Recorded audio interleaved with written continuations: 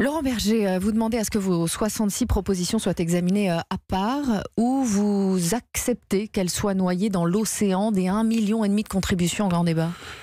Mais ça fait partie de notre contribution au grand débat. On ne demande pas de statut particulier, c'est-à-dire qu'il faut prendre en compte que 19 organisations ont fait ce choix de faire des compromis entre elles pour faire des propositions constructives qui sont assez complètes.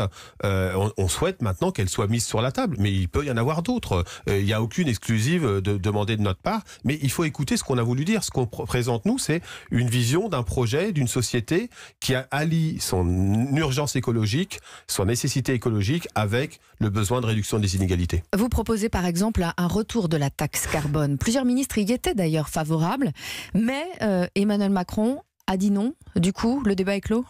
Non, le débat sera jamais clos sur la taxe carbone. Si on veut lutter contre le réchauffement climatique, le débat sera jamais clos sur la fiscalité écologique et sur la nécessité d'avoir une fiscalité qui, à la fois, oriente les comportements des citoyens, des entreprises, des collectivités, et en même temps redistribue pour aider ces changements de modèle. Mais de comportement. et en même temps, Emmanuel Macron ne l'entend pas. Pour l'instant, il n'en veut pas, donc c'est clos. Oui, non, c'est pas clos. Ce sera pas clos si on veut s'inscrire vraiment dans la transition écologique. Pareil pour la création d'une nouvelle tranche d'imposition pour les plus riches. Certains membres de La République En Marche y étaient pourtant favorables.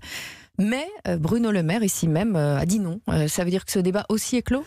Il ne peut pas être clos. Vous savez, parmi les choses qui se sont exprimées, et on le voit bien dans les débats, y compris que ceux que nous avons organisés à la CFDT, que la question de la répartition des richesses, que d'une fiscalité plus juste, elle est au cœur des problématiques qui ont été soulevées et qui sont soulevées par les citoyens. Et donc, le gouvernement n'a pas l'air ouvert à cette idée.